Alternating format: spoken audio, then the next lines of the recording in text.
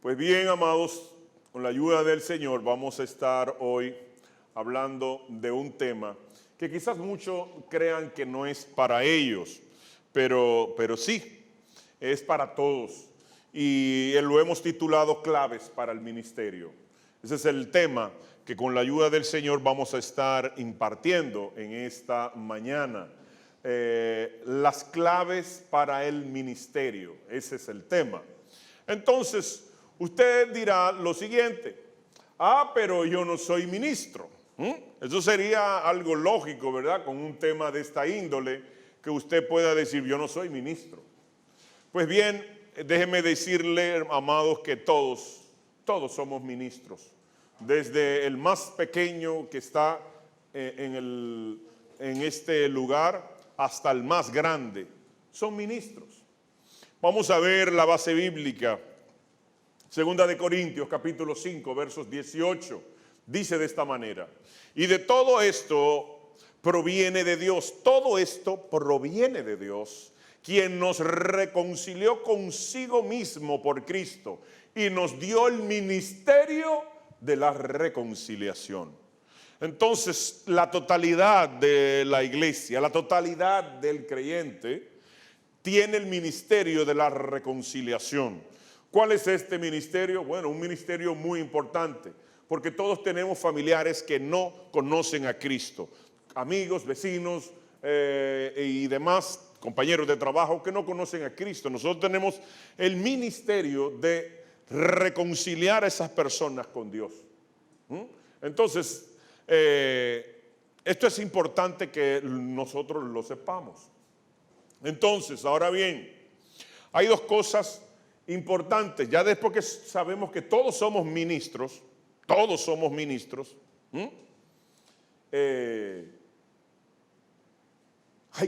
dos cosas que debemos de tener muy pendiente. La primera la encontramos en Juan 21, 16.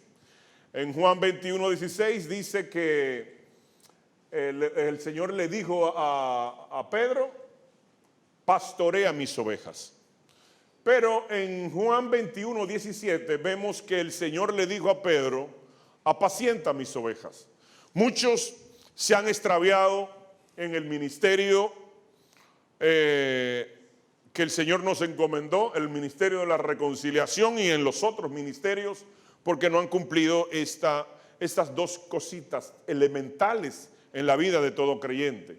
Y es que muchos, la mayoría, el 90 y algo %, solo vienen a apacentarse, a escuchar palabra, alimentarse, en otras palabras. Escuchar palabra, pero no se dejan pastorear. Al no dejarse pastorear, comienzan a ejercer un servicio, un ministerio, un liderazgo en las iglesias, y vienen entonces con rencores, resentimiento, amargura, odio, deseo de venganza, mañas de todo tipo y muchísimas cosas feas que vienen, y al no dejarse pastorear, entonces, ¿qué sucede? Cuando ejercen un lugar de liderazgo en la iglesia, entonces comienzan a cometer excesos, comienzan a cometer errores, a dañar al otro, a abusar del liderazgo, haciéndole daño al otro. Entonces, esto es ¿por qué? Porque solo se apacentaron, no se dejaron pastorear, para que el pastor, con la ayuda del Señor, pueda aconsejarlo, pueda guiarlo, pueda ayudar a sanar su alma de muchos sentimientos negativos, como lo antes dicho. Entonces, todo esto nosotros tenemos que ponernos en las manos del pastor para nosotros ser sanados interiormente. El 95% de las enfermedades son psicosomáticas. Oiga, el 85% de las enfermedades son psicosomáticas. Enfermedades del alma que se reflejan en el cuerpo. El otro 15% es solamente por un mal hábito alimenticio, por ingesta de alcohol, droga, cigarrillo, trasnoche, etc. Pero el 85% vienen por rencores, resentimientos, maldad en el alma, y eso atrofia lo que es el hipotálamo, y el hipotálamo gobierna los órganos de nuestro cuerpo. Y también es donde se guardan las emociones. Y cuando las emociones son negativas, entonces el hipotálamo se atrofia y da órdenes a los órganos cruzados, desviados. A lo que le tiene que ordenar al hígado se lo dice a los riñones. Y por eso vienen las enfermedades. Entonces tenemos que tener una salud interior para tener una mejor salud corporal, una salud física. Entonces vamos a ver otro error que cometemos, porque son claves para el ministerio, para tener ministerios fructíferos, para tener ministerios estables, firmes, hasta el fin. Hay tres cosas elementales en la vida de todo ministro. Y cuando hablo de ministro dije que es toda la totalidad de la iglesia por el ministerio de la reconciliación. Entonces, el primer nivel que vemos lo vamos a encontrar en Mateo 25, versos 21, que dice que en lo poco has sido fiel, en lo mucho Dios te va a poner. Pero si tú no eres fiel en lo poco, Dios no te va a dar lo mucho. Porque la gente piensa que quiere ser fiel cuando tenga una posición alta. No, tiene que comenzar abajo. Tiene que comenzar, hermanos, cuando usted vaya al baño, descargar el inodoro. Tiene que cuidar los papeles de baño. Tiene que cuidar de no ensuciar la iglesia. Tiene que cuidar de no dañar las cosas de la iglesia. ¿Por qué? Porque en lo poco, si usted cuida los detalles y no echa una basura, y si ve una basurita en el suelo la recoge, usted está siendo fiel en lo poco y Dios te va a dar mucho. La medida de Dios no es lo mucho, sino es lo poco. Porque si usted es mal administrador con 100 pesos, también será un pésimo administrador con 20 millones. Por eso la mayoría de las personas, el 90 y pico por ciento de las personas que se ganan la loto vuelven a la pobreza en 5 años. No importa la cantidad que se gane, porque no fueron fieles en lo poco. La segunda medida de fe la encontramos en Lucas 16:12 de Lucas. Dice que nosotros debemos de ser fiel con lo ajeno, para que Dios nos dé lo de nosotros. Si nosotros no somos fiel con lo ajeno, Dios no nos va a dar lo nuestro. Un ejemplo, si usted trabaja en un lugar y se vive robando los lapiceros, las hojas, porque no cuesta nada, eso no es nada, es un disparate. Si no vale nada, pues entonces cómprelo. Pero si usted comienza a robar donde usted trabaja, por pequeño que sea el robo, usted es un ladrón. Porque el ladrón no es el que roba millones. El ladrón es todo aquel que roba lo que no es de esa persona. Entonces, si usted no es fiel con lo ajeno, ¿cómo Dios le va a dar una empresa? ¿Cómo Dios le va a dar una compañía? ¿Cómo Dios lo va a prosperar? ¿Cómo Dios lo va a ayudar?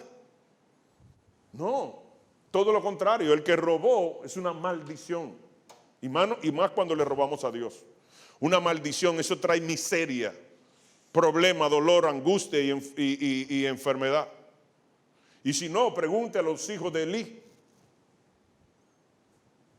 Entonces, la tercera fidelidad que quiero compartir es que debemos de ser fiel hasta el final, hasta el fin. La base bíblica es Mateo 10:22. Tenemos que ser fiel hasta el final. Muchos son fieles 1 mes, 2 meses, 1 año, 3 años y luego infieles. Y eso Dios no lo ve, porque Dios no ve nuestro principio, Dios ve nuestro final. No importa cómo hayamos comenzado. Nosotros todos los que estamos aquí, comenzando por mí, llegamos todos desviados, todos chuecos, fallando, cometiendo errores, cometiendo pecados. Y luego vamos progresando poco a poco. Poco a poco vamos progresando. Dios no ve cómo comenzamos. Dios ve cómo terminemos. Si usted sigue chueco hasta el final, entonces usted va a tener problemas. ¿Por qué? Porque debemos de ser fiel hasta el final. Por eso Eclesiastés dice esa verdad. Que Dios no ve el principio, sino Dios ve el final. Todo esto es una introducción, por eso fui un poquito rápido. Ahora vamos a hablar un poquito más despacio. Y es que hay un llamado antes de nosotros nacer. Dios nos llamó, Dios nos escogió. Aunque usted no lo crea. Entonces, esto fue algo arriesgado de parte de Dios de escogernos a nosotros, y le vamos a explicar el porqué. Vamos a poner la base bíblica, vamos a hablar de la persona de Jeremías. La persona de Jeremías Dios lo manifiesta, que lo escogió antes de nacer.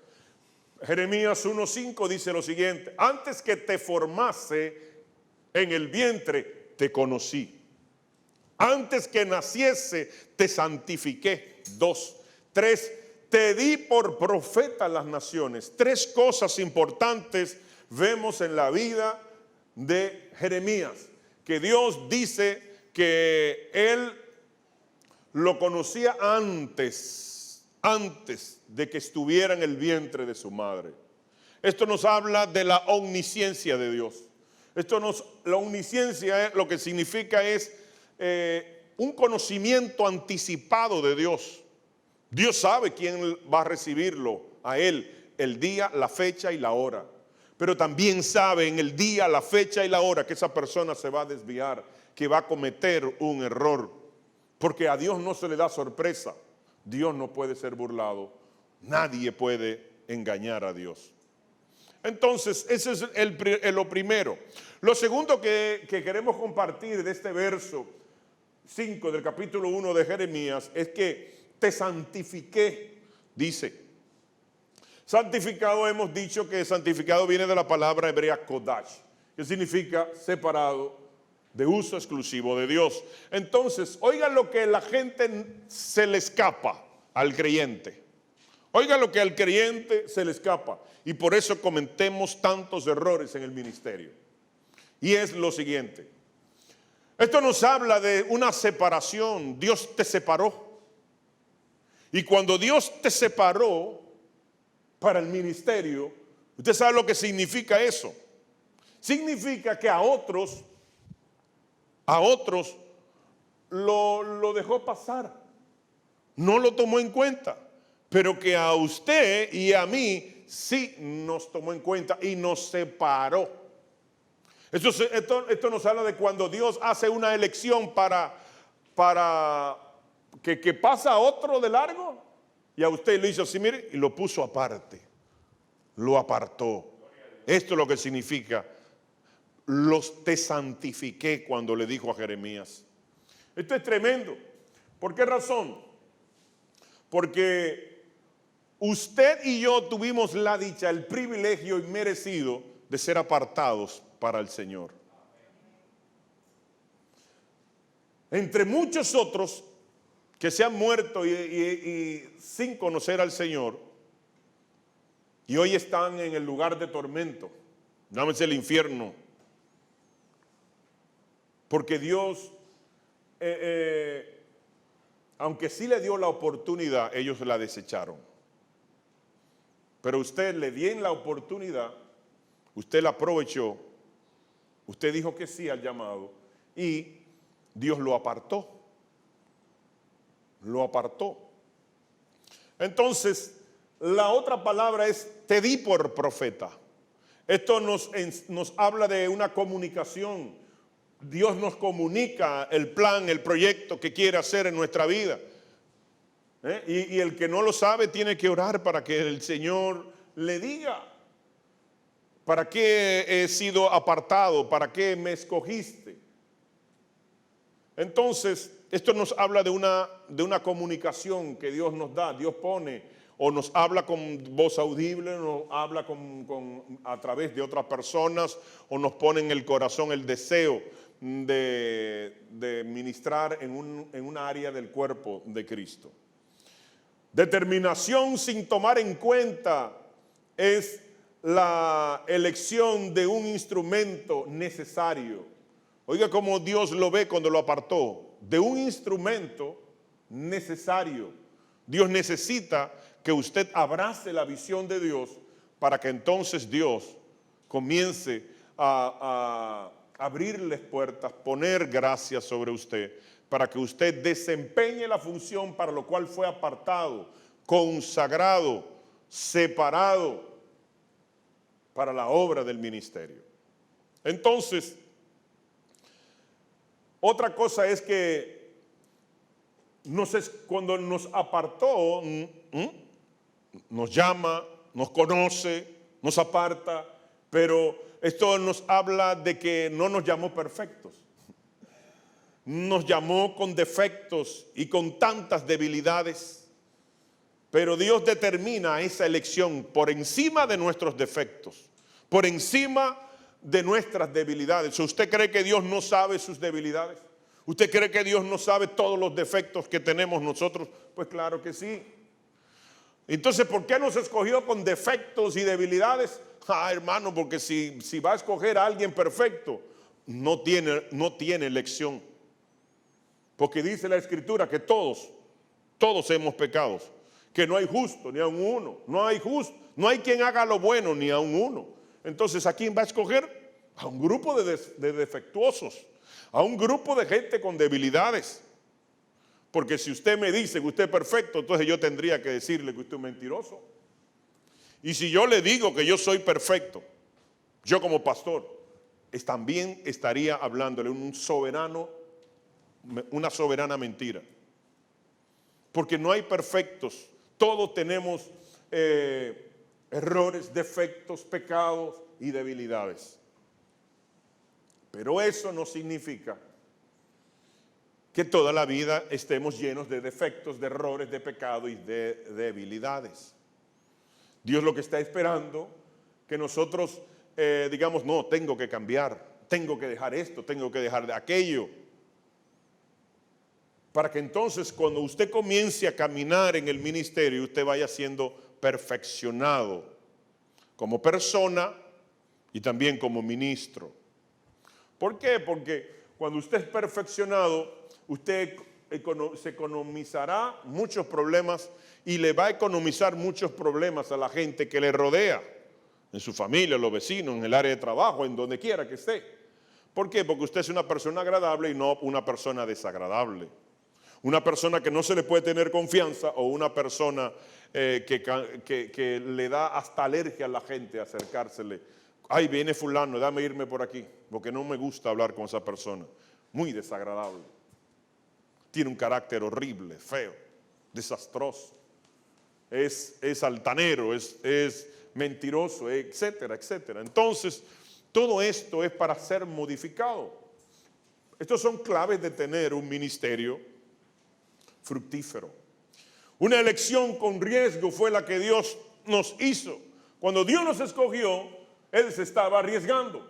Y usted dirá, ¿y por qué? ¿Cómo va a ser? Si Él sabe todas las cosas, aún las que no han sucedido, ¿cómo que se toma riesgo? Claro, usted sabe por qué. Porque cuando Dios nos llamó a usted y a mí, no es que nosotros tenemos una garantía de que vamos a ir al cielo.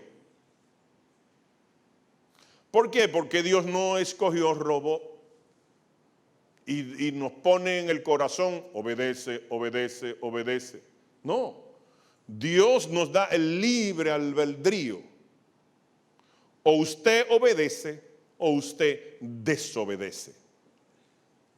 Usted cumple con su función o usted no cumple. Tenemos el libre albedrío, por eso es que hay un riesgo. Y Dios se tomó el riesgo. ¿Y usted sabe por qué Dios se tomó el riesgo?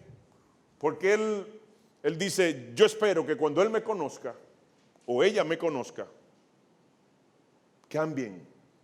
Cuando vean que yo soy un Dios bueno, un Dios que provee, que sana, que liberta, que ayuda, que es compasivo, que es clemente. Él va a cambiar, ella va a cambiar cuando me conozca. Que vea que yo soy un Dios moral, un Dios bueno, un Dios justo, yo no soy un Dios malo. Entonces Dios se toma el riesgo que usted haga un desastre o que usted obedezca. Entonces el llamado es muy riesgoso de parte de Dios, porque Dios te va a poner en una función para que tú sirvas a otros a cambiar, a mejorar su vida, y usted viene y hace un desorden en una iglesia, o roba, engaña, enamora a las hermanitas o hace un desorden. de cualquier índole, póngale usted el nombre, y usted hace un desorden, y lo hizo, y pasan meses, y quizás pasen años, y nada sucede, y usted pensando, qué chévere, nada me pasó. Ay, hermanos, observen a Aarón.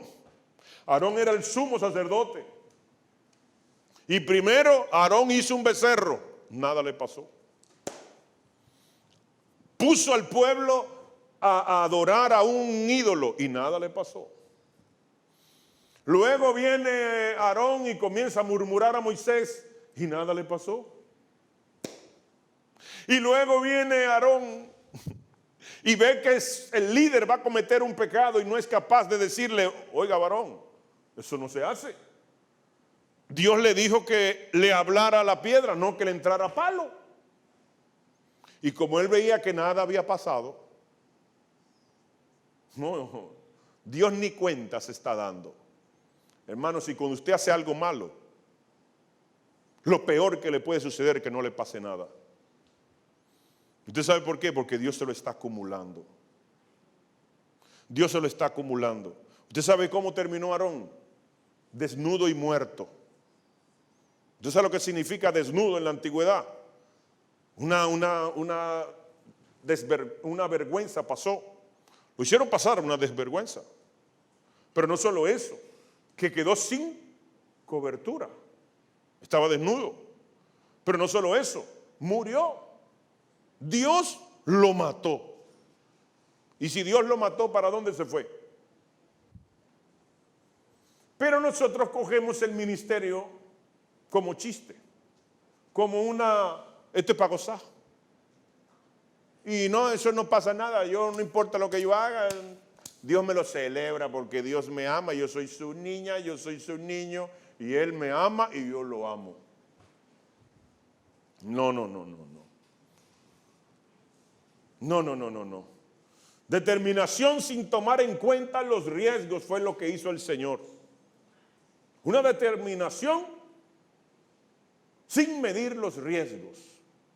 Lo voy a escoger, voy a confiar en Él. Oiga, Dios, el soberano, confiando en seres llenos de imperfecciones, de debilidades, de pecados y de muchísimas mañas, heredadas, copiadas, arrastradas, que ya son como costumbre.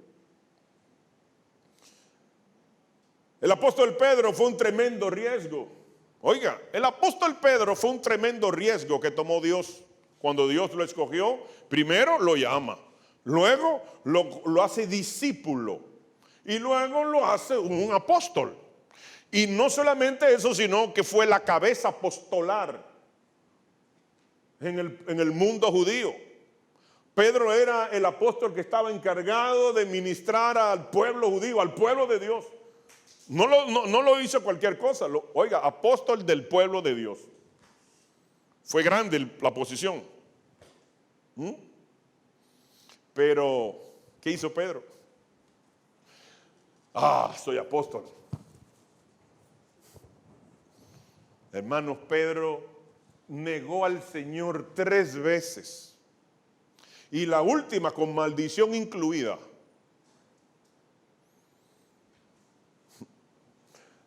Pedro era acelerado, tenía un carácter alcacercer.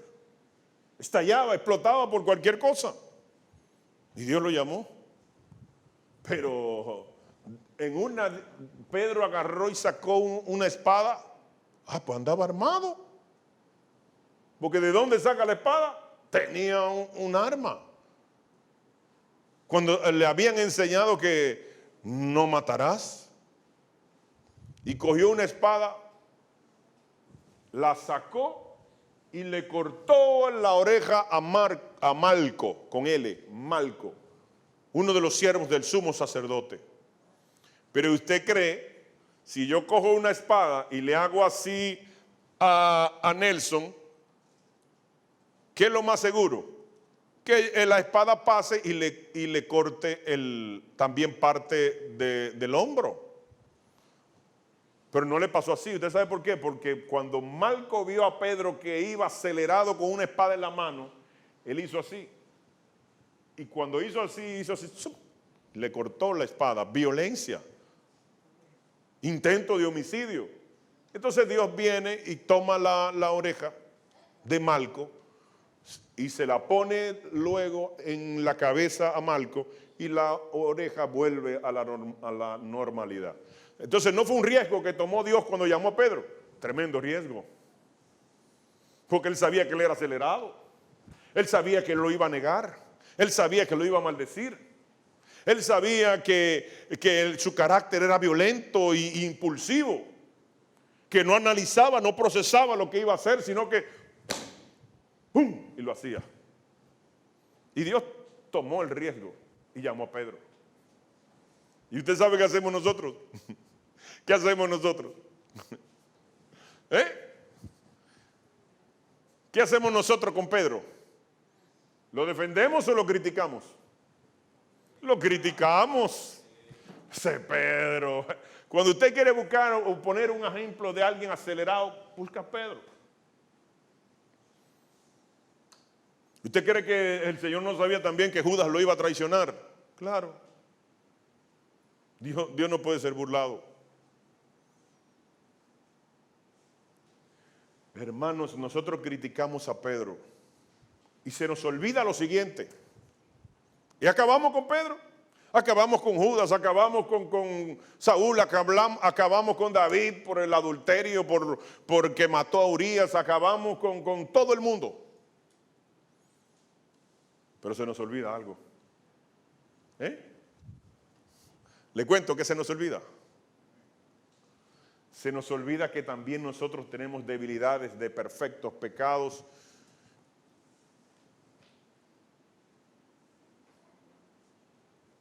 Aunque no digan amén. Entonces, dice la palabra que con la misma vara que midas, serás medido. Comenzamos a criticar y acabar a los otros hermanos de la iglesia. ¿Y usted sabe lo que hacen los débiles en la fe? Se van de la iglesia porque usted lo está criticando. Y cuando esa persona se va de la iglesia, Dios no se pone contento. Porque él pudo haber cambiado en el trayecto. Pero si se va, allá afuera no hay cambio. Allá afuera lo que hay se va degradando más. Porque usted asumió una actitud incorrecta. Una posición incorrecta. Y como dijo el Señor, ¿por qué miras la paja del ojo ajeno y no ves la viga que tú tienes en el tuyo? Y comenzamos a criticar por muchos motivos, muchas razones. Algunas por envidia, otras porque me gustaría esa posición. Porque ¿por qué no yo? ¿Y por qué pusieron a fulano? Todo eso sucede. Aunque nos digan amén también. Entonces, Pedro cambió. Pedro Dios lo usó porque cambió. Y dictó el evangelio de Marcos. Escribió primera y segunda de Pedro. Escribió un libro y 2 cartas que han sido de bendición a muchísimas personas.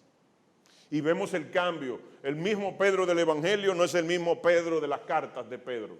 Era otra persona. Pero la clave aquí del ministerio de Pedro de ser fructífero, fue porque cambió. Mientras tanto, el apóstol Bernabé no cambió, se ofendió con un problema con Pablo y se fue del ministerio. ¿Y usted sabe qué sucede? Que nunca más se vuelve a hablar de Bernabé en las Escrituras. Eso significa que salió del propósito de Dios. Que Dios se tomó un riesgo con Bernabé y ahí falló. Porque Bernabé no aprovechó la oportunidad y cambiar como lo hizo Pedro. Al igual que Judas pudo haber cambiado y tomar la decisión, no, yo no lo voy no lo voy a traicionar. Pero no, tomó la mala decisión de hacerlo y hoy se está lamentando en el lugar de tormento. Entonces, Pedro era de alto riesgo. Antes de criticar a Pedro, mírese a sí mismo y se dará cuenta que hay un tremendo riesgo que tomó Dios cuando lo llamó. Un tremendo riesgo. Vamos a ver los pasos del llamado al ministerio en el Evangelio de Lucas. Vamos a darle para atrás que Julie va a tirar una foto a la presentación. Y algo muy importante, hermano, porque si usted lo apunta o le tira una foto a los slides, no se le va a olvidar, no hay forma. Entonces, vamos a ver los pasos que hay que dar para iniciar un ministerio en el Evangelio de Lucas. Muchos cometen errores, se desvían, cometen pecado, hacen muchísimas travesuras porque no dan estos pasos. Y al no dar estos pasos y vuelan pasos, hay lagunas. Y si hay lagunas, al final se van a convertir en carencias. Carencias que te van a hacer daño en tu carácter. Vamos a ver rápidamente, Lucas 6, del 12 al 13, dice lo siguiente. En aquellos días él fue al monte a orar y pasó la noche orando a Dios. ¿Qué fue lo primero que hizo el Señor? Se apartó y oró. Nosotros tenemos que orar todos los días. Pero no 15 minutos como muchos oran. ¿Cuánto duró él orando? Toda la noche. Porque dice el 13, y cuando era de día, llamó a sus discípulos y escogió a 12 de ellos, y a los cuales también llamó apóstoles. Entonces el primer paso del ministerio es orar. No 15 minutos, no 10 minutos, porque Jesse diría, eso es saludar a Dios. Pero luego, ¿qué hizo? Al hablar con Dios recibe una dirección. Esto nos habla de dependencia. No tomó decisiones melaganarias, porque mi vida es mía. Sino tomó consejo divino, habló con el Padre lo guía. ¿Y qué hace luego? Entonces llama a otros para que sean discípulos. Y discípulos nos habla de ser disciplinados, no indisciplinados, sino disciplinado, como hace cualquier deportista que se levanta de madrugada a hacer ejercicios, hace dieta, practica, porque él va a jugar y se va a destacar donde él está desempeñándose, sea béisbol, basquetbol, lo que sea. Pero nosotros no somos disciplinados. Un día oro, otro día no. Un día leo la Biblia, 15 días no. Eso es indisciplina. Y luego, el llamado. Nos llamó Dios. Y ahí vamos chuecos para el ministerio. Sin pasar el proceso de una vida de oración. Sin tener comunión, relación con Dios y sin estudiar la palabra. Estamos en un lugar de liderazgo en la iglesia. En un área de liderazgo. Pero vamos a ver ahora el llamado al ministerio en el Evangelio de Marcos. Esto lo amplía más, porque los evangelios lo que hace es que enriquecen una verdad. Por eso se le llama evangelios sinópticos, porque ven la misma escena de diferentes ángulos y como son personas diferentes, con una mente diferente de pensar, yo hablo de una cosa que yo creo que es más importante, pero el otro habla de otra que a él le pareció más importante. Y cuando tú reúnes el evangelio sinóptico, que son Mateo, Marcos y Lucas, entonces tú tienes el panorama completo de lo que sucedió. Entonces vamos a ver a Marcos. Marcos capítulo 3, versos 13 al 15. Dice el 13. Después subió al monte a orar. Se apartó. Fue dependiente, necesitaba de Dios. Y dice, y llamó a los que él quiso. Entonces él llamó a lo que él quiso. No nos llamó porque nosotros somos super archi recontra mega espirituales. Porque somos lo máximo. Porque ¿quién como yo? No hay otro como yo. Mentira. Él nos llamó porque él le plujo. Porque él quiso.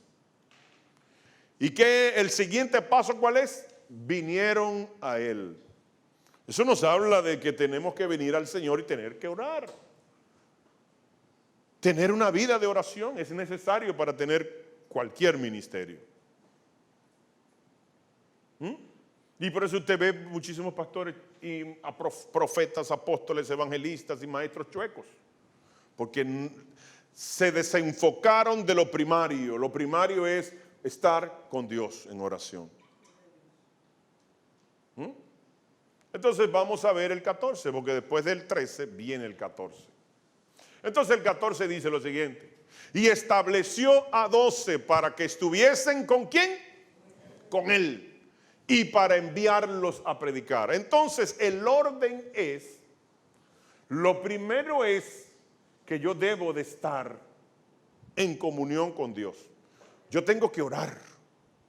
Yo tengo que orar. Yo tengo que tener una vida de oración. Y luego que yo estoy con él, entonces Dios me envía a predicar. Muchos quieren predicar sin estar con él.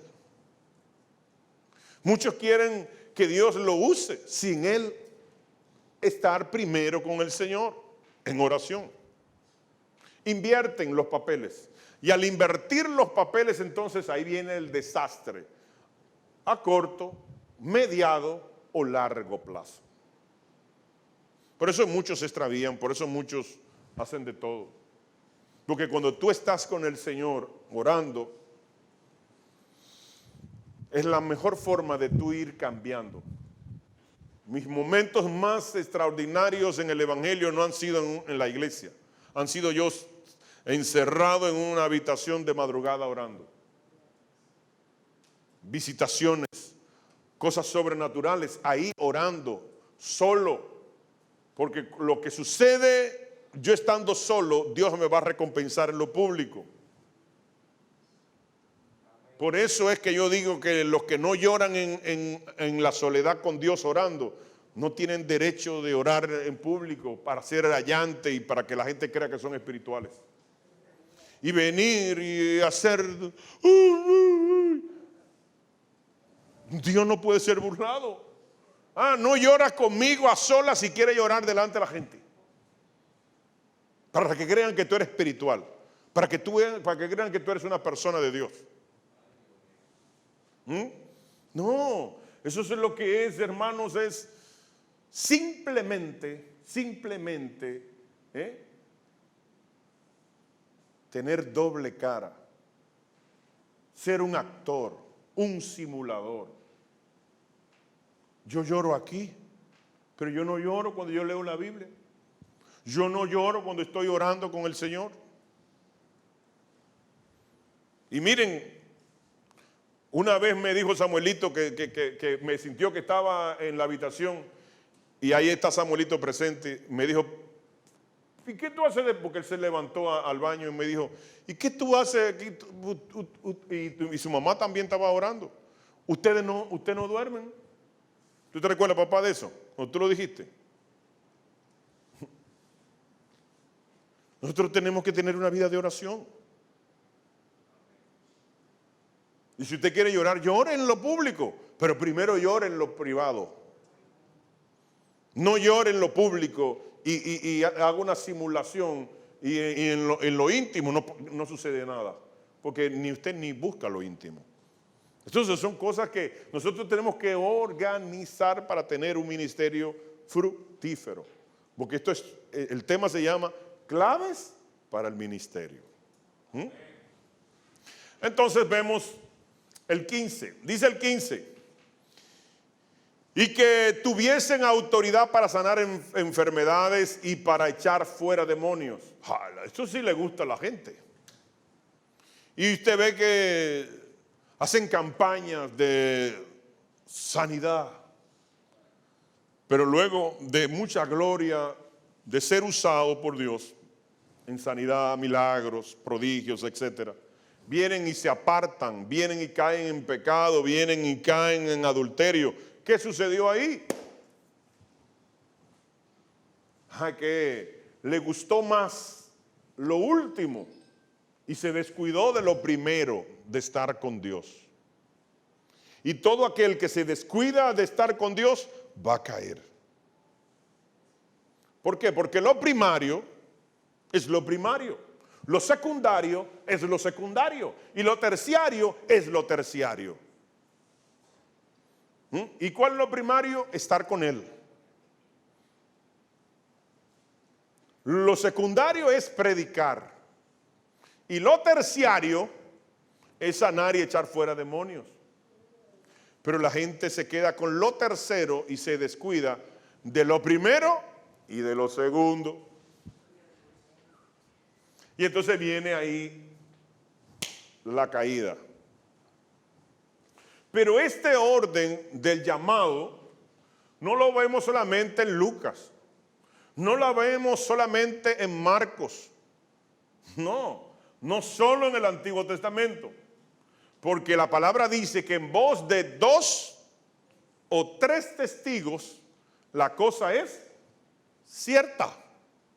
Entonces vamos a un tercer testigo. Ya habló Pedro y Marcos escribió, porque Pedro dicta y Marco escribe al pueblo romano. Pero vemos ahora a Lucas, que Lucas escribe al pueblo griego, porque era un doctor y un historiador, tenía conocimiento, a los griegos le gustaba lo que es el conocimiento, pues entonces escribe Lucas. Entonces ya tenemos a Pedro escribiendo en Marcos, a Lucas escribiendo en Lucas, y ahora vamos al Antiguo Testamento. Esta verdad se repite en el Antiguo Testamento. Miren dónde. Éxodo 3:10 dice: ven por tanto ahora y te enviaré a Faraón para que saque de Egipto a mi pueblo y los hijos de Israel. Entonces, ¿qué sucede? ¿Qué fue lo que le dijo el Señor a Moisés? Ven a mí ahora, ven a mí, ten relación conmigo y después yo te voy a enviar al Faraón. Y después tú vas a liberar al pueblo. Aquí están los 3 pasos nuevamente. Ven a mí, yo te envío al Faraón, tú transmites el mensaje, predicas al Faraón y luego yo te voy a usar para libertar al pueblo. Se repite exactamente lo mismo. Entonces la cosa es cierta. Entonces es importante. Entonces yo tengo que cumplir cada paso para yo tener un ministerio fructífero.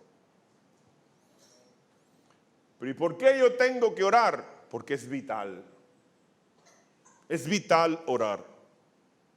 Ay, que me da flojera, me da de todo, pero es vital, es importante. Mire lo que dice Santiago 4:3.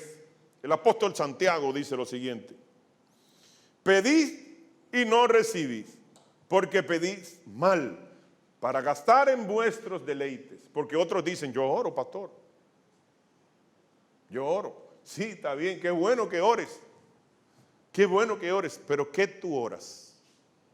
Ay, Señor, yo quiero una camisa nueva. Señor, dame un carro. Señor, dame una casa. Señor, dame una sierva que esté buena, que esté linda, que sea como un... No voy a mencionar nombre, pero que esté lo máximo.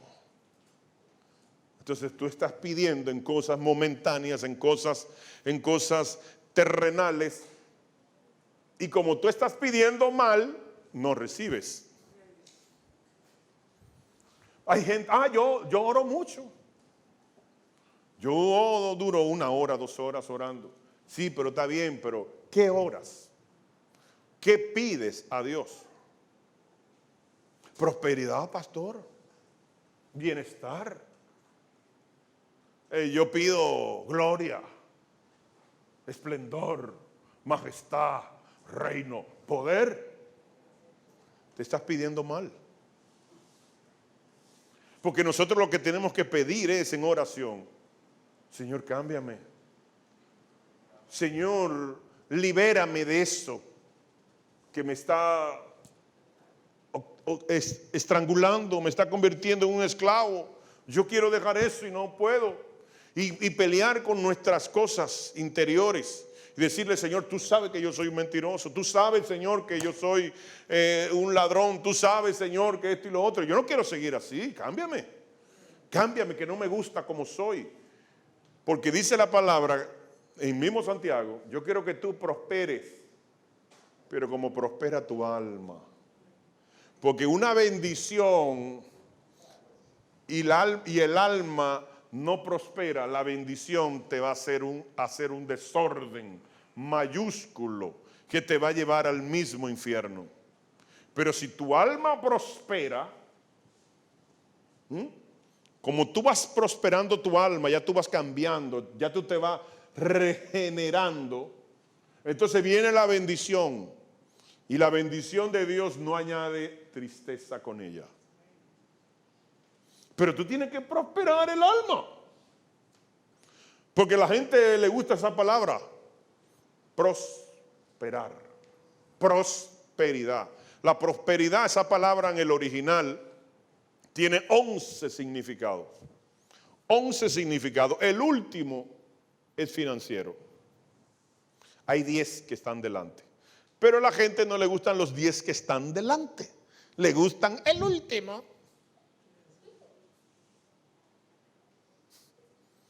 Y por eso tú ves que hoy en día vemos un apóstol famoso en Miami, el apóstol Guillermo Maldonado, que lo donaron mal donado. Cayó en pecado. Porque él creció solamente económicamente, creció la iglesia, creció sus finanzas, pero él no fue creciendo, prosperando su alma. Cayó en adulterio. Hoy en día, ¿dónde se encuentra su matrimonio? Bien, gracias. ¿Y su ministerio? Bien, gracias. ¿Y esa mancha de adulterio, cómo se le borra? Esa mancha le va a seguir para siempre. Porque Dios perdonó el pecado, pero las consecuencias no se quitan. Se van a pagar y te van a seguir. Porque donde quiera que él vaya, ahora lo van a decir: ese no fue el que tuvo relaciones con fulana y... pero mira, Dios lo usa. Sí, lo que pasa es que los dones y el llamado son irrevocables. Y nosotros no somos salvos ni por dones, ni por llamados. Nosotros somos salvos es por el fruto. Porque por el fruto... Qué triste ser usado y después de ser desechado por Dios. Qué triste. ¿Y usted sabe por qué? El asunto del ministerio lo cubrió tanto, y tanta gloria, y todo tanto esplendor, y tanta majestad, y tanta prosperidad. Se descuidó de su vida de oración y comenzó a descender su vida de oración mientras sus finanzas crecían. Y luego, la caída. Entonces yo quiero compartir algo más. ¿Por qué los ministros caen? ¿Ustedes saben por qué? Por lo mismo que acabamos de decir. Se descuidan en su vida de oración. Porque es que no tengo tiempo, tengo tantas cosas que hacer, pastor. Ay, si usted supiera todo lo que tengo que hacer. Sí, yo también. Yo tengo que hacer un montón de cosas. Un montón. 2 programas de televisión, que se transmiten en 3 canales diferentes y en Estados Unidos, un programa de radio, doy clase en el instituto, ahora estamos parados por la cuarentena, doy clase en la universidad teológica, predico aquí, me llaman gente, tengo que ministrar a personas, tengo que atender a mi esposa, tengo que atender a mis hijos, tengo que atender todas las cosas, un montón de cosas. Pero dice la palabra en Proverbios, yo amo a los que me aman y me hallan los que temprano me buscan. Entonces, para hallar al Señor hay que orar temprano. Mire lo que dice Mateo 26:41. ¿Cuántos quieren saber lo que dice este verso? Amén. Miren, velad y orad para que no entréis en tentación. El espíritu a la verdad está dispuesto, pero la carne es débil. Entonces, aquí dice Mateo, oren y velen para que no caigan en tentación. Porque el espíritu quiere, pero la carne es débil, pueden caer. Entonces, para mantenernos fuertes, tenemos que y velar. ¿Y qué significa velar? Hermano, prenderle una vela. Velar es prender una vela. Velar. No, velar es estar atento. Atento. ¿A quién? ¿A los otros? ¿A los otros? No, es atento a mí. Yo tengo que estar atento a mí. Porque Pablo le dijo a Timoteo, Timoteo, cuídate de ti mismo y de la doctrina. Entonces el enemigo mayor no es el diablo, el enemigo mayor es Abraham. Y Abraham es que yo tengo que estar velando. Mira lo que va a hacer ahora. Mira lo que está diciendo. Mira lo que está viendo en el celular. Porque yo tengo que estar atento a mí para no caer en tentación.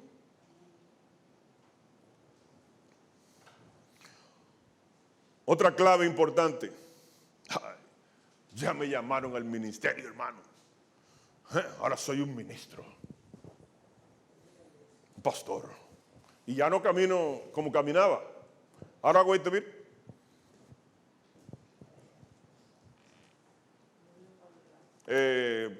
Mire, pastor, ¿quieren hablar con usted? Dígale a él que hable con mi secretaria y que le hagan una cita para dentro de 6 meses.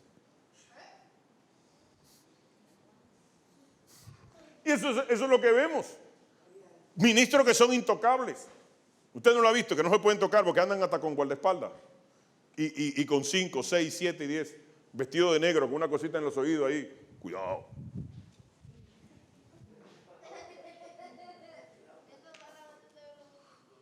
Pero miren lo que pasa. Miren lo que dice Primera de Romanos capítulo 1, versos 1. Dice, Pablo, siervo de Jesucristo, llamado a ser apóstol, apartado para el evangelio de Dios. 3 cosas importantes. ¿Cuáles son? ¿Cuál es el llamado primario de Pablo? Siervo. No altanero, no prepotente, humilde, asequible. Y luego ¿qué? No, apóstol no. Aunque él era apóstol, él decía, llamado a ser, verbo futuro. Aunque él lo ejercía, pero él se consideraba que no había alcanzado tal posición para no marearse. No, llamado a ser apóstol. Pero ya él había arrancado su apostolado hace muchísimos años y estaba ejerciendo su apostolado, predicando, fundando iglesias. Pero él se consideraba apóstol, con la boca grande así. No, llamado a ser. No lo soy, voy a ser apóstol. Y dice apartado para el evangelio.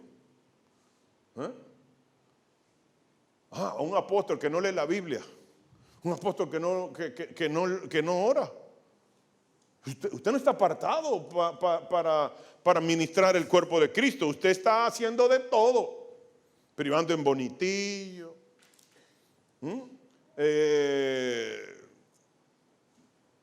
Y haciendo muchísimas cosas por ahí. Y eso no solamente apóstoles, pastores también, evangelistas también, profetas también, maestros también y cristianos también. Todo el mundo. Ahí no se escapa nadie. Entonces nosotros tenemos que tener la actitud de siervo, siempre siervo. Siervo, siempre siervo. Siervo, siempre siervo. No importando la posición que Dios te lleve, usted es un siervo. Y el siervo sirve. Por eso usted ve, hermanos, que no hay una cosa que se haya hecho en la iglesia que mis manos no la hayan tocado. En todo he estado desempeñándome, haciendo, limpiando, barriendo, pintando, arreglando, porque yo no quiero salir de esa posición. Por eso que cuando llegó Luz, yo le dije a Luz cuando me vio la primera vez, aunque tú no lo creas, yo soy el pastor de esta iglesia. Lleno de serrín, despeinado, sudado, que más parecía un mendigo que un pastor. Pero que a mí me gusta eso. José Ramón me dice, pastor, ¿pero por qué usted no me llama para ayudarlo en esto? Y lo que pasa es que yo le digo, es que a mí me gusta hacerlo. A mí me gusta. Porque yo no quiero dejar de ser siervo, porque cuando tú dejas de ser siervo, el diablo te marea. Y tú te crees la gran cosa. Y no eres nada. Nada. ¿Usted sabe por qué David era grande? David era grande, y usted lo ve en el Salmo 23, porque él decía, Jehová es mi pastor. ¿Y qué era él? Era una oveja para tener un pastor. No, él era un rey poderoso, cubriendo todo el territorio que le había prometido Dios a Abraham. Pero él dijo, no, yo soy oveja. Yo soy oveja, yo tengo un pastor. Entonces eso habla de humildad. Porque cuando tú ves a un ministro nariz parada, llámese como se llame y sea la posición que tenga, usted lo ve nariz parada. Téngale cuidado porque el que está hablando con él no es el Señor. Será el Señor, pero el Señor de los anillos. ¿Por qué? Porque dice la palabra que Dios ve de lejos al altivo, mas al humilde se le floja la rodilla al Señor. Dice, no me resisto con un humilde. Entonces no podemos ser altivos. Esta verdad que vemos en Romanos 1:1 se repite en Filipenses capítulo 1, versos 1, pero también en Tito 1:1. En 3 cartas del apóstol Pablo, iniciando la carta. 1:1. En Filipenses, en Tito y en Romanos dice la misma verdad. Siervo de Jesucristo. Siervo de Jesucristo. Y luego, llamado a ser, llamado. Todavía no lo he alcanzado, lo voy a alcanzar. Un día seré. Y ya le era. Veamos 3 más. 3 cosas importantes para el ministerio. Juan 15:16 dice, no me elegisteis vosotros a mí, sino yo os elegí a vosotros. Y os he puesto para que vayáis y llevéis fruto, y vuestro fruto permanezca, para que todo lo que pidiereis al Padre en mi nombre, Él os lo dé. Entonces aquí vemos 3 cosas importantes. Primero, no me diga usted que yo estoy buscando de Dios, porque Dios no está perdido. El que está perdido es usted. Entonces yo no estoy buscando, dice, yo los escogí a ustedes, ustedes no me escogieron a mí. Entonces, oiga qué tremendo, Dios nos escogió. El creador soberano, creador de todo el universo, te escogió a ti y me escogió a mí. sabiendo el riesgo que se está tomando con nosotros, porque estamos defectuosos, llenos de pecado y de debilidades. Pero aún así él dice, voy a confiar en él, que él va a cambiar, ella va a cambiar. Dios confía en nosotros y nosotros no confiamos en Dios. Ay, no, yo no puedo ir para la iglesia, porque si yo no trabajo, no tucún. Entonces tú confías en ti, confías en tu trabajo y no confías en Dios. Mas sin embargo Dios confía en que tú no te vas a hacer una locura. Ah, no, yo no puedo cooperar con la iglesia porque después me falta para pagar esto, pagar lo otro. Ah, tú confías en ti, en la finanza y no confías en Dios. Oiga, qué tremendo. Dios confía en nosotros y nosotros no confiamos en Él. Porque nosotros pensamos que Dios es como nosotros, lleno de errores, de desperfectos y de pecado. Y eso no es así. Nosotros somos inmorales, Dios es un Dios moral. Gracias por ese solo amén. Subieron los amenes. Entonces Dios nos escogió a nosotros no escogimos a Dios. Porque dije, Dios no estaba perdido. El que estaba perdido éramos nosotros. Una. Dos. Nosotros estamos llamados, fuimos elegidos, cogiendo el riesgo de Dios, fuimos escogidos para nosotros dar fruto. Segunda cosa. Segunda, nosotros tenemos que dar fruto, porque por el fruto vamos a saber quiénes somos, si somos falsos, si somos verdaderos. Y la mayoría, falsos. Creyentes y ministros. Dramático así, pero así es. Entonces nosotros tenemos que ser fructíferos. Ese es dos. Y la tercera, que el fruto permanezca. Y usted dirá, bueno, que yo tengo que seguir dando fruta hasta que me muera. Y yo le digo, sí, eso es verdad. Usted no puede dejar de dar fruto, porque entonces va a ser estéril en un momento de su vida. Usted tiene que ser fructífero toda su vida. Y punto. No. Punto y seguido. O si usted quiere, póngale una coma. ¿Y cómo yo puedo dar frutos después que yo muera? ¿Usted sabe cómo?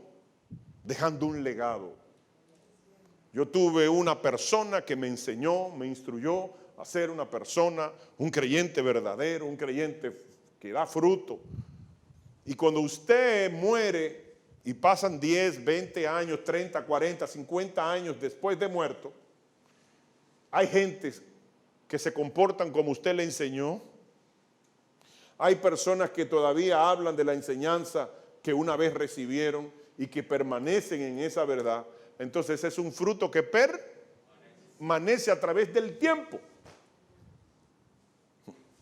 Entonces usted y yo, para que no crean que solo yo, porque dijimos al inicio, la primera cita fue que todos, palabra absoluta, estamos llamados al ministerio de la reconciliación. Usted es un ministro. Y usted tiene que dar fruto. Y después que usted se muera, la gente que usted lo instruyó tienen que seguir dando fruto para que usted pueda dar fruto y fruto que permanezca. Para entonces usted decirle al Señor, Señor, yo necesito esto. ¿Y qué dice el final? Para que todo lo que pidieres al Padre en mi nombre, Él lo dé.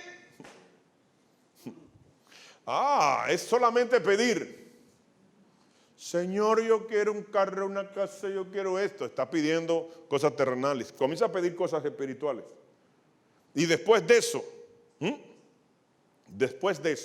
comienza a obedecer y a dar fruto y que tu fruto permanezca.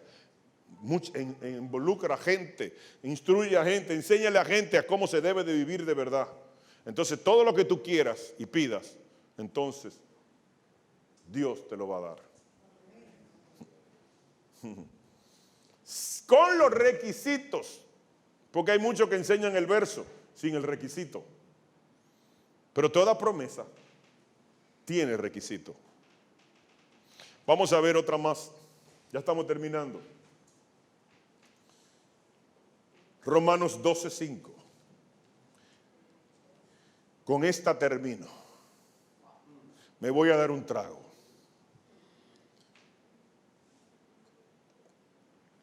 Y no de vino ni de sidra, porque no es de los príncipes el vino, no es de los reyes el vino, ni de los príncipes la sidra, sino de agua.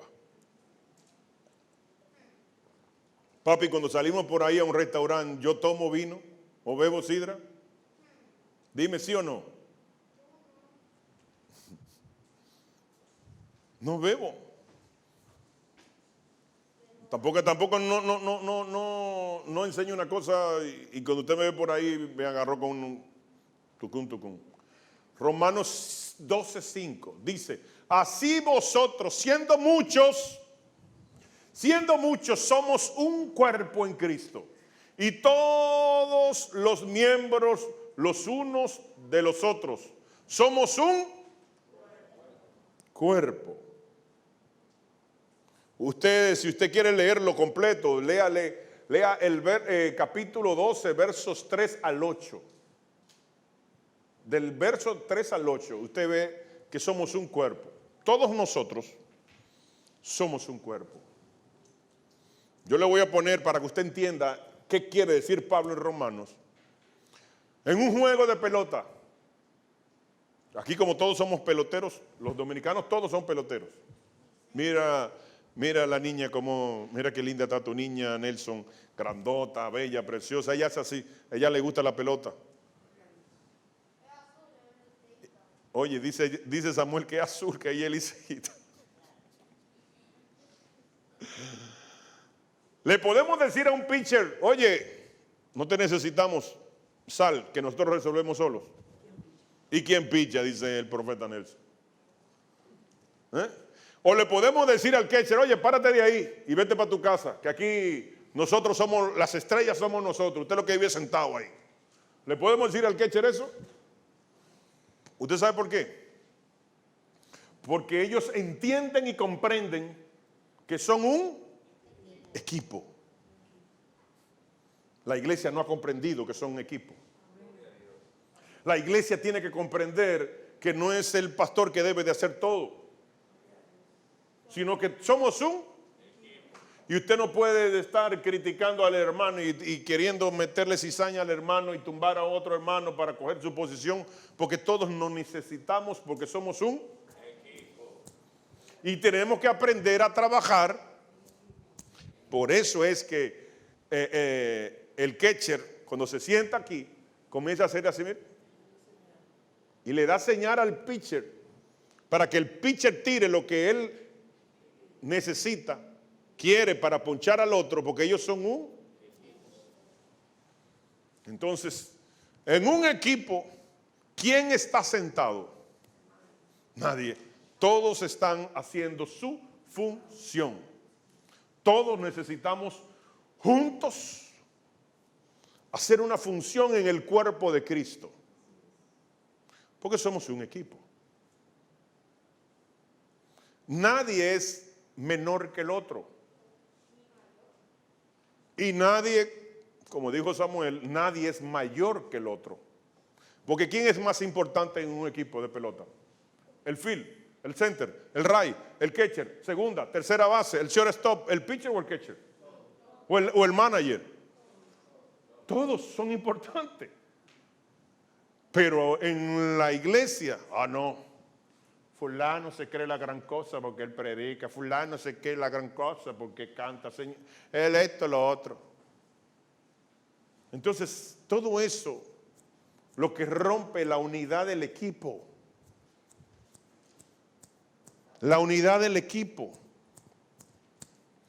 Tenemos que ser un equipo. Porque todos estamos llamados al ministerio de la reconciliación. Todos somos importantes. No hay uno más alto, no hay uno más pequeño. Todos somos importantes. Todos nos necesitamos. Nadie es insignificante, nadie es pequeño, nadie no resuelve. Todos tenemos que resolver. Entonces, el tema del día de hoy fue claves para el ministerio. Usted quiere tener un ministerio fructífero, haga todo lo que hemos dicho y otras cosas más que no la pudimos hacer por cuestión de tiempo. No la pudimos hablar. Pero yo sí le garantizo algo. Dios nos escogió a todos, porque no lo escogimos nosotros a Él, sino Él a nosotros. Y nos escogió tomándose el riesgo que nosotros hagamos un desorden, que le fallemos y que otros blasfemen el Evangelio por causa de nosotros. Él nos apartó en un grupo, escogió a unos y nos apartó para Él. Usted tiene que aprender a valorar eso. Que el Dios soberano, el ser más importante del universo, lo escogió a usted y me escogió a mí. Y muchos no tuvieron esa dicha. Valore eso. Porque si usted menosprecia eso, y después de poner la mano en el arado, mira hacia atrás, peor le va a ir. Mejor, dice la Escritura, mejor lo hubiese hecho no poner la mano en el arado, no comenzar el camino. Después de conocer a un Dios verdadero, desechar al Dios vivo. Eso es fatal. Pongámonos de pie.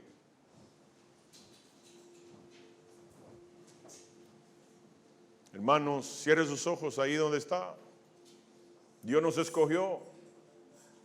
Qué privilegio tenemos de ser escogidos por Dios. Pero no solamente nos escogió, tomándose el riesgo que nosotros fallemos, nos apartó. Y tomándose el riesgo que le fallemos, nos dio un ministerio, el ministerio de la reconciliación. El pastor no es el que multiplica la iglesia. Dios multiplica la iglesia, el Hijo multiplica la iglesia, el Espíritu Santo multiplica la iglesia, pero en lo natural una oveja pare oveja, un caballo pare caballo, yegua. Y usted sabe por qué las ovejas tienen que multiplicarse, porque tienen el llamado de la multiplicación. Predique, evangelice. Hay familiares, amigos y vecinos que no tienen esa dicha. Arrebate esa bendición. Y ande dando fruto. Sea fructífero, muestra que usted es un verdadero cristiano. No una persona que hace muchísimos desórdenes. Porque entonces le va a ir mal, como le pasó a Aarón, que pensó como él era ministro, nada me va a pasar. Y como ya yo he hecho varias cosas y nada me sucedió, Dios me ama tanto que me lo perdona todo. Mentira del diablo. No dejes acumular castigo para el día de la ira. No lo dejes acumular. El ministerio primario no es predicar ni sanar de parte de Dios, ni hacer milagros, ni echar fuera demonios.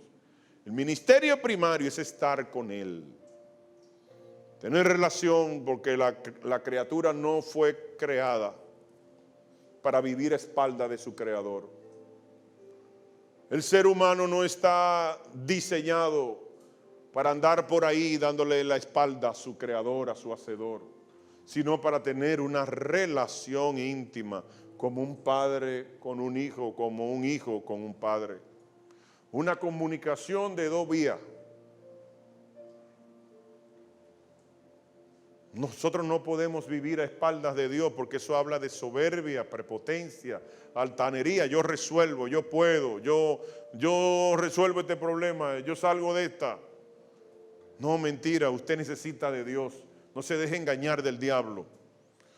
Jesús dijo, no lo digo yo, apartados de mí, nada podéis hacer. Y cuando Él dijo nada podéis hacer, estoy hablando en lo positivo. Porque para hacer lo malo no necesitamos a Dios. El diablo nos ayuda.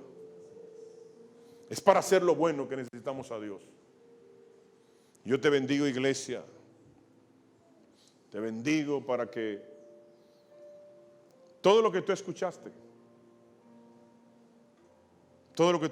lo ponga por obra. Tú vas a ver qué bien te va a ir. Va a ser bendecido. Va a ser prosperado en todas las áreas. Tu alma y creciendo económicamente. Estarás bien, no te hará falta de ningún bien, porque el Padre bueno tiene cuidado de ti. Es un Padre bueno, sabe de que tú tienes necesidad y te la va a suplir.